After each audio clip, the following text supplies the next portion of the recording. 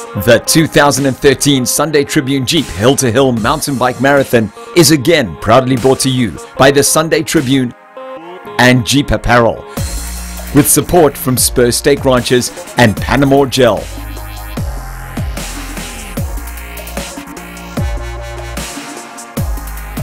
KZN has a long tradition of events taking place between the cities of Pietermaritzburg and Durban.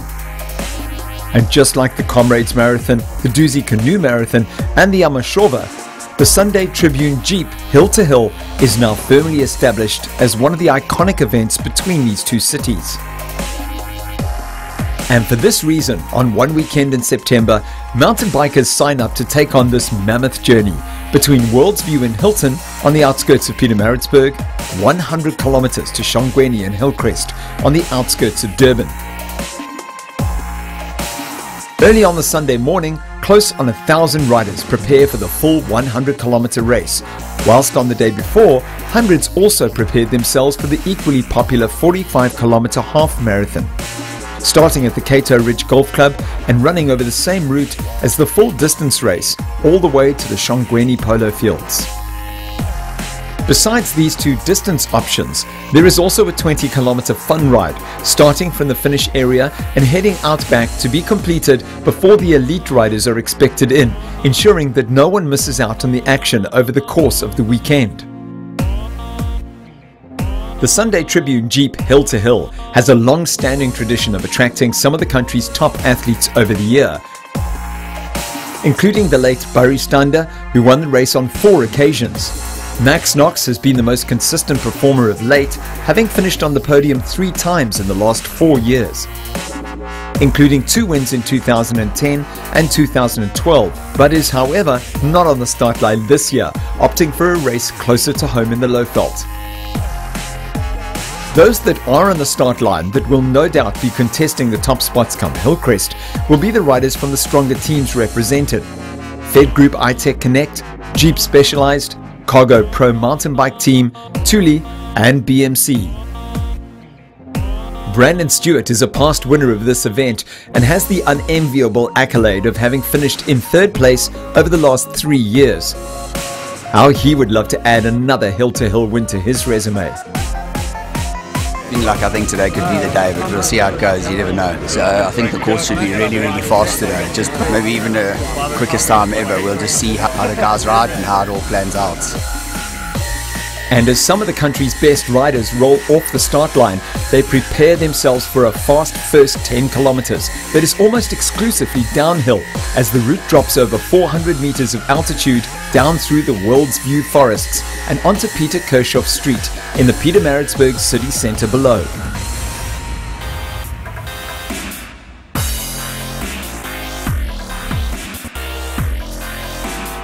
In the elite ladies race, former Team Jeep star Kendall Ryan will no doubt be pushing the pace up front, whilst local ladies Jeannie Dreyer, Brenda Potts, Natalie Bergstrom and Isabel Mullman will all be eager to claim the Sunday Tribune Jeep Hill to Hill trophy for themselves.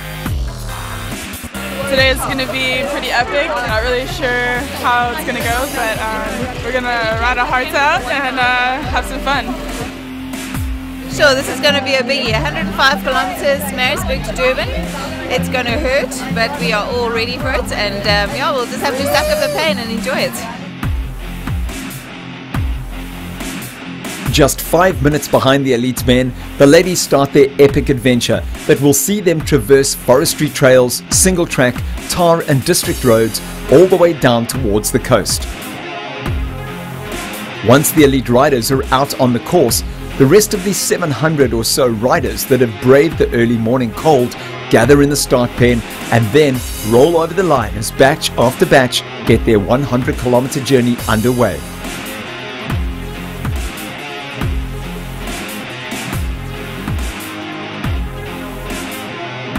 After the long flowing downhill from on top of the World's View forests, the riders head down to the main streets of the KZN capital city and out onto the long Bisley Nature Reserve District Road, and the first major climb of the day up Friesland Hill, over the Umlaas Road and then up to Mike's Hill Radio Mast.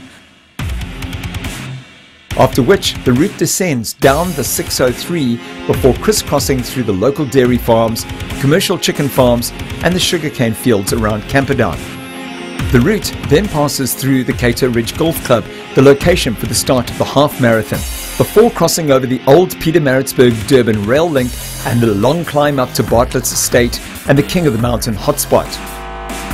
Shortly after the 400-meter altitude gain of Bartlett's is the 600-meter gain of Sunrise Hill, just after the arc.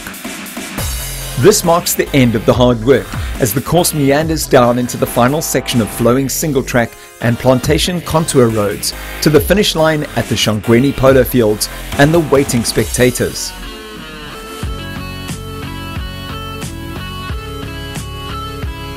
As the first few batches roll down the single track sections on World's View, we jump ahead to the city streets where we catch up with the leading elite men's bunch, as race photographer John Ivans hangs out of the lead Jeep media vehicle, hoping to capture all the action of the race leaders along this now well-established mountain bike route.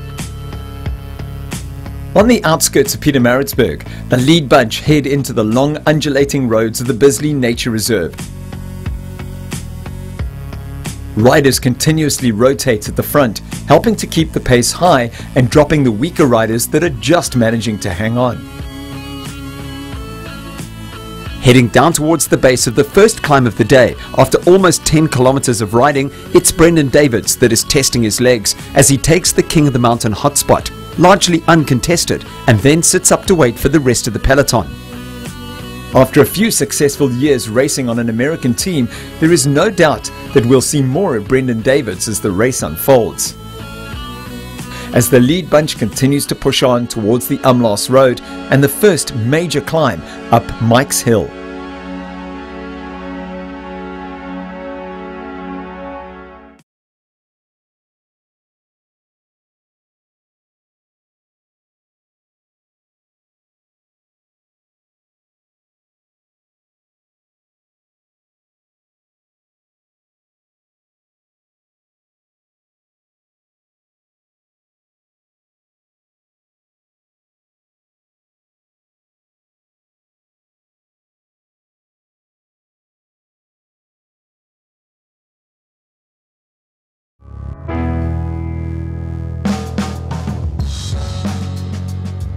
Back in Pietermaritzburg, and having just descended down from World's View, the rest of the riders are enjoying the privilege of riding through the capital city, taking Roberts Road through the suburb of Clarendon at breakneck speeds. The local Metro Police keeping a close eye on things, ensuring the safety of all the cyclists as they weave their way through the city towards the entrance of the Bisley Nature Reserve. The first obstacle, and a firm favourite of the HIIL2HILL, are the stairs at the end of Peter Kirchhoff Street that drop down to the Umsunduzi River below.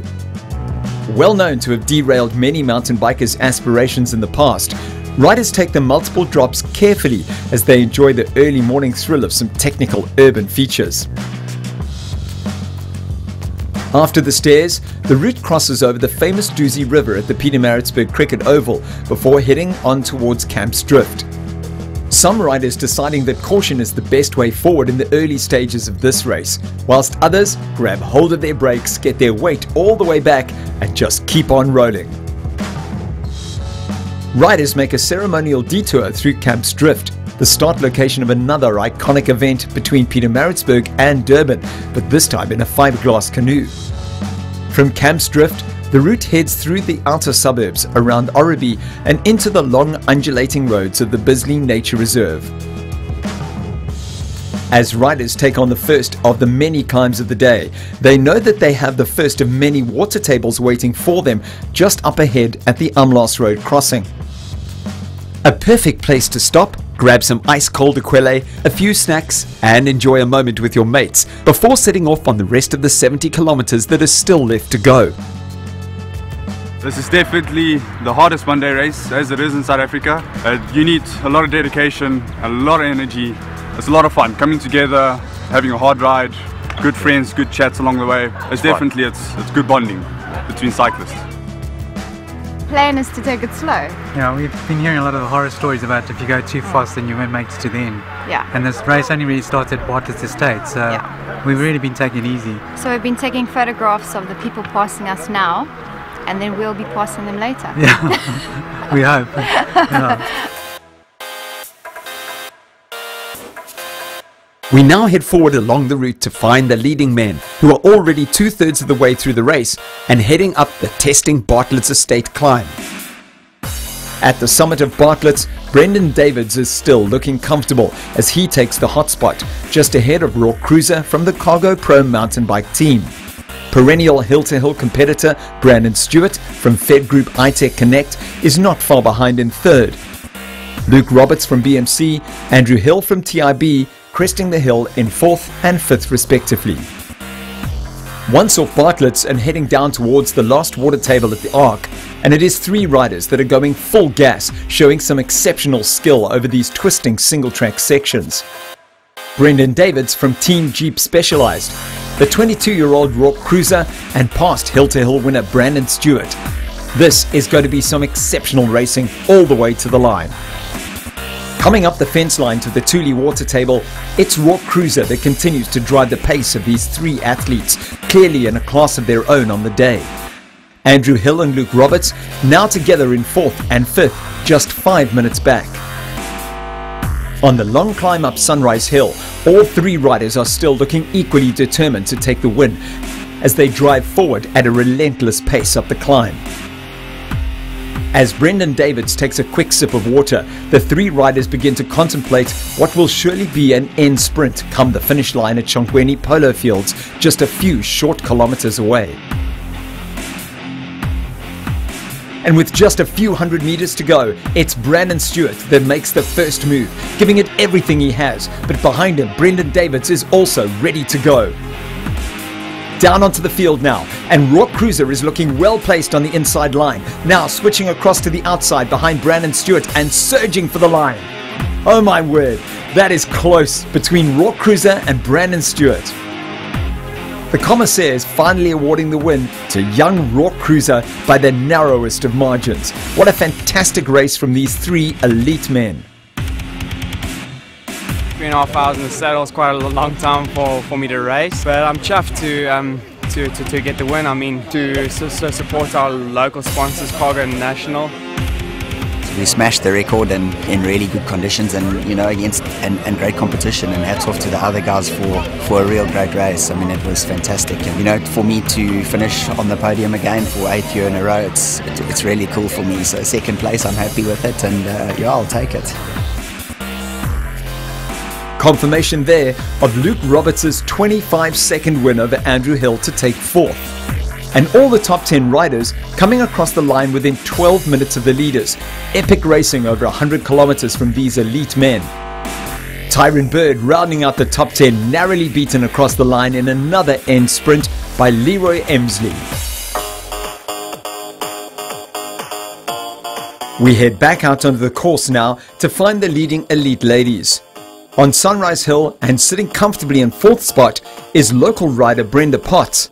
Brenda has finished in the top 10 over the last few years and would just love to sneak her way onto the podium in the last few remaining kilometers.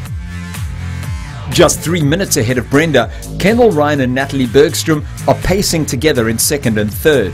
The pair only have a few kilometers to go before the finish line, so if no one makes a big break soon, then it's also going to come down to an end sprint. Ahead of these 2, Jeannie Dreyer is sitting comfortably in 1st place, 5 minutes ahead of Kendall and Natalie, as she continues to power towards the finish line. Rounding the last farm dam, Jeannie maintains her lead all the way to the line and is crowned the Queen of the Sunday Tribune Jeep Hill2Hill for the first time. A fantastic ride from her. A few minutes later, Kendall Ryan and Natalie Bergstrom enter the finish area, and it is Kendall Ryan that is clearly stronger as she surges to the line, comfortably beating Natalie into 3rd place. Great racing from these 2 elite ladies. My first HIIL2HILL has just been phenomenal, and yeah, I mean a phenomenal course, and that it's groomed, but it's not groomed that it's too slick. Lots of lacquer technical spots, but rideable. But it just in total a phenomenal day. A bit of a headwind all the way, but nothing to moan about. Yeah, just perfect conditions. It was very brutal. The hills were just long enough to hurt you, and there was lots of them. And I mean, there were shorter ones too, but those were very punchy. But yeah, I really enjoyed the race. I would definitely come back and do it again. Confirmation there of Jeannie, Kendall and Natalie's podium positions, with Brenda coming in 4th place, just a few minutes ahead of Lynn van Breda. Top SA multisporter Carla van Hastian showing her versatility over the longer distances in 9th, with Isabel Moolman rounding out the top 10.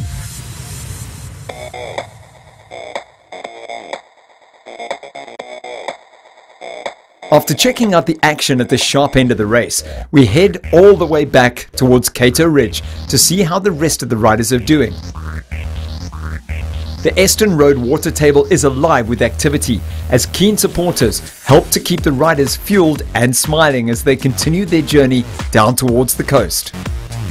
It is this community participation that keeps the Sunday Tribune Jeep Hill2Hill event running from year to year. As riders head down towards the tunnel under the Eston Road, they pass more of the agricultural lands that are typical of this area. The Hill2Hill really does take the riders on a tour of the dairy, poultry and agricultural farms that have made this area so productive.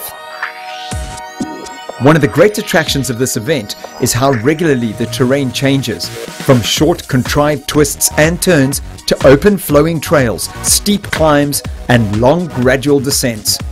This race has it all, and this is why riders come back year after year to challenge themselves.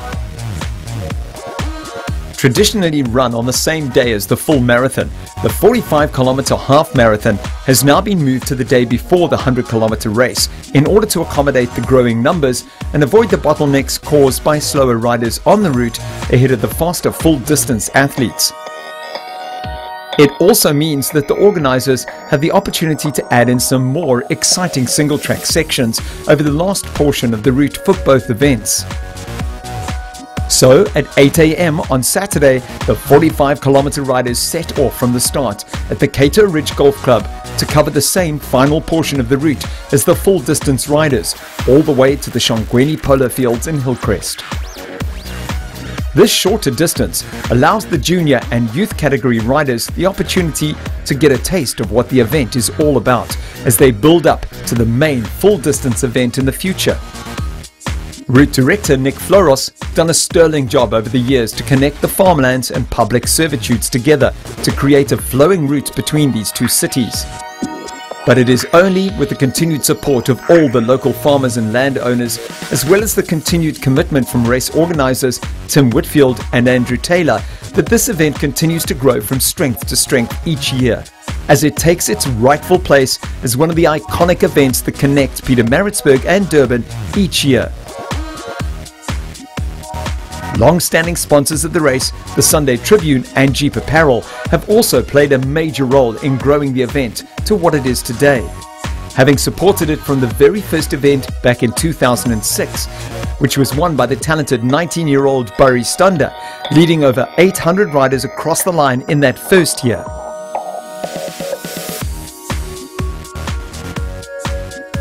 Once over the flowing railway track section, riders of both the 45 and the 100-kilometer race pass through the old abandoned nursery and railway junction around Hammersdale and just below the ominous Bartlett's Estate climb. Once past the old nursery, it is through the tunnel and under the N2 once again. This short section of farm road gives the riders a quick chance to grab some water or a snack before the next challenging obstacle of the day, the long, steady climb up to the water table at the top of Bartlett's Estate.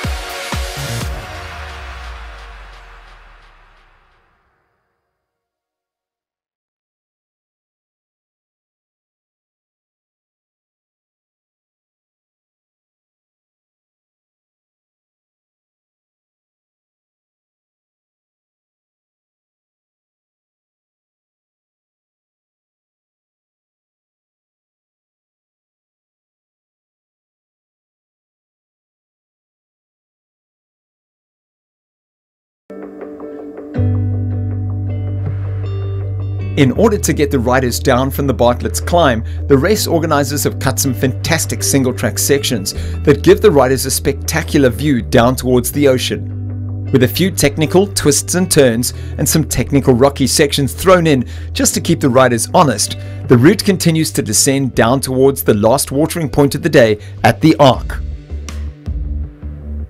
These water points are an integral part to this event and offer the riders a lifeline on their journey towards the finish. At the water point, members of the Arc and the friendly Thule staff offer the riders not only food and water, but also some much needed encouragement as they embark on the final leg of this journey. Because with 14 kilometers and one significant climb still to go, there is still work to be done. And one thing that is for certain, the Sunday Tribune Jeep Hill to Hill will test you all the way to the line. Yeah, this morning was a nice fast start. Nice quick track, lots of nice single track, nice and cool, started getting a bit warmer, hitting some of the rocky sections, some of the big climbs up Bartlett's, taking a bit of strain on the legs, but we're getting there, and 15 k's to go, give it a good push, need to get home. It's been a good ride up until now, had good legs up until Bartlett's where the legs fell off and had an off down through a rock garden, but hey, all in all it's been a good day out, starting to get hot now, but 25 k's left and I'm done, good day.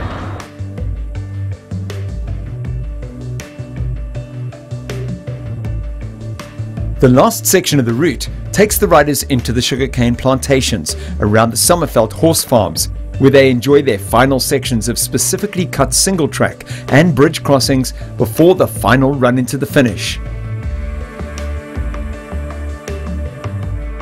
With the 2013 event delivering on some of the best weather conditions of the last few years, there is nothing but smiles on tired faces as rider after rider crosses the finish line to claim their complimentary ice-cold Equelle, as well as their prized Sunday Tribune Jeep Hill to Hill race medal, a medal that they will be proud of for a long time to come. I think it's just incredible to see how mountain biking is growing, and this is just such a key event in the calendar, you know, right from the little kiddies right up to the guys who want to race it out over 100 k's, you know, it just offers everything, and it's something that as mountain bikers in KZN we really look forward to every year, and we train for it, and it's really the big event of the year. So a huge thank you to Jeep and Sunday Tribune for sponsoring the event and putting on such an amazing day for us. Oh no, this mountain biking event is becoming like comrades, very tough, and I think it's good to see the numbers that are coming down to do the race. I think every year it's just getting bigger and increasing, and it's good to see, especially for the young kids and that, to follow and to live a healthy outdoor lifestyle. It's really great, and that's what I do. I mean, after every race I ask myself why I did it, and yeah, it's just the benefits of mountain biking and riding outdoors, and just the lifestyle is very good. And I'd encourage guys to do it and start at the 25k and the 45 like I did, and eventually get to the 100k and try and beat your times each year. But it never gets easier, it always gets tougher. The fitter you get, the faster you go. So there is definitely something to be said for navigating your way over some difficult terrain from one point to another.